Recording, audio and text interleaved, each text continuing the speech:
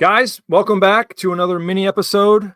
Dennis the Free King Flipper, and we're going to discuss what are we doing? Lowball offers. That's what Okay. brought you here. Have you ever gotten a lowball offer? Of course, right? We all have. Don't we? Yeah, we all get them. How do you handle them? Yeah. So the frustrating part is like you list an item, and say you have a good item and it's worth $50. Okay, you know the value, you know the comps, you know what they sell for, and here comes an offer which you're all excited about, and it's $10. The first thing you do, the first thing I do is like, fuck you. Like, what are you out of your like? Are you out of your mind? Like, we're like, this is like, it is so frustrating.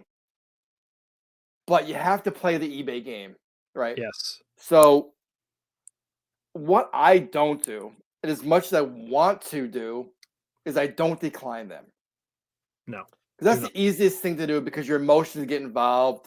You're like, oh, screw you. Decline. Right. You get emotional. You get emotional. Don't decline the offer, even though you want to. Counter. So for me, I run a 15% coupon on every item. I'm going to counter at 15% off. And if I have a really good item that I know is worth $50, and that's what they sell for, by me offering a 15% coupon, that's a really generous offer. And that's the lowest I'm going to take. So I'm going to counter at my 15% coupon because that's what's available. And most of the times, they're just going to go away because they want to get it for nothing. So I don't decline as much as I want to. I'll just make that counter. Okay. What do you have? What are you thinking? I got a couple other. We can go back and forth. I mean, the first thing, and we already discussed it. Do not be offended. There's no reason to be offended. This is the business 101. They're going to come in at least half off. At least. Yeah. Don't be offended with that. What you want to do is, like Scott said, play the eBay algorithm game. This is creating activity on that item because someone has an offer out. So eBay is like, oh, cool. This is a potential sale. This is potentially how we're going to make some money. So try to keep that going, the little back and forth. Don't block. Don't decline. Keep that communication back and forth going. If you got $20 into a $30 item, one, you shouldn't have probably bought that. Right. If you have a $50 item and you've got $5 into it, you've got a ton of leeway. So counter. That's really the name of the game. Keep it going back and forth. And what I have found is the longer you have that item kind of going back and forth, it's kind of getting activity. It's kind of tension. I agree. Somebody happened a couple of weeks ago. Somebody came in and just bought it outright. The same item. Yeah, I've seen that too. Full price. And I thought it was the person that I had the offer up. No, it wasn't.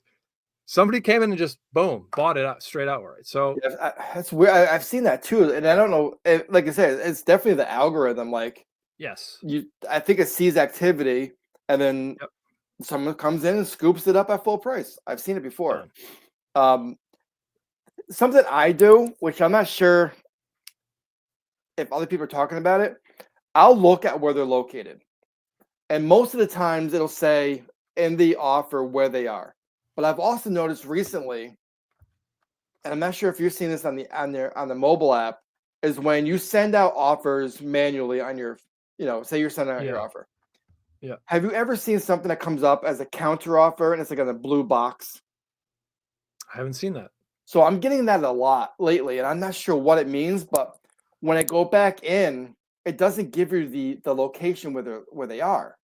Whereas a normal offer that comes in, it'll give their city. So what I try to do, and this will determine the price. So if I have an item, let's say it's a pair of jeans that sell for $50, okay? Yeah. And I'm charging $9.99 shipping, flat rate. Yeah. Say a buyer comes into California, which I know it's going to cost me that full $9.99. Then I have another buyer coming into Massachusetts where I know it's going to cost me like $6.50 to ship. $6. It's going to determine if I'm going to take the offer or a little bit less or a little bit more. Does that make sense? So I'll see where they're located and then go back and forth. I can take a little bit less because I'm going to make it up on the shipping side of it. Right.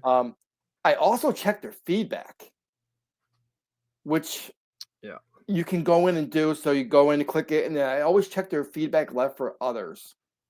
And that will kind of give you a determination of like, are they a good buyer? Do they give shitty feedback to everybody? That will also determine, hey, this might be a decent offer, but after checking the feedback left for others, it's like all red. Yeah. I don't want to deal with that person. No. So that's just something I do. Talk about the activity. You always want to counter. I'm all firm believer in the eBay algorithm. Things are going to work if you're always active in your account.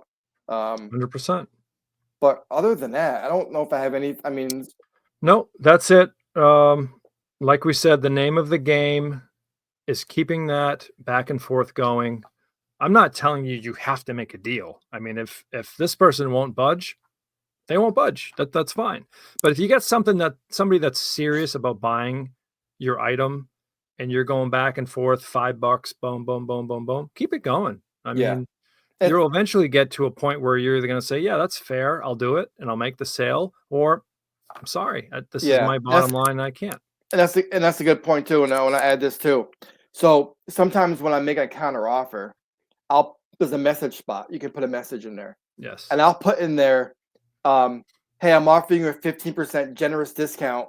It's the lowest I can go.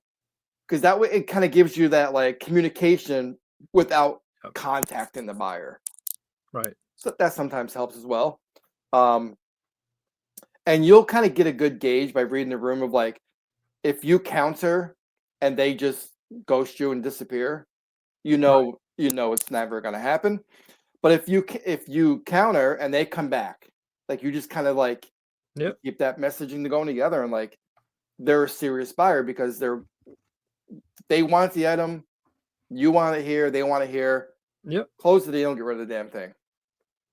Yeah, the thing to look out for is the dollar increments. I've seen that. Like, I'm at 50, you're at 20. I said, how about 45? How about 21? Yeah. Like, oh, we're doing this now. Yeah. All right. And, like $40. That's it. Yeah. $22. Yeah. Then it's not serious. Yeah. Then it's not serious. So guys, I hope that answered your question. Don't lose out on a potential sale by declining right away or blocking right away. You know, sometimes it's somebody just kind of testing the waters and seeing, would you take a 50% off? Would you take 30% off? So use these tips. Let us know how you do. Thank you for watching. Leave a comment, guys. We got stickers. Yes. Leave us a comment, send guys. them out to you. Send us a message on Instagram, TikTok, wherever you can find us. Send them out to you for free. We're not going to charge you. We'll see you next time. Have a good day. Cheers.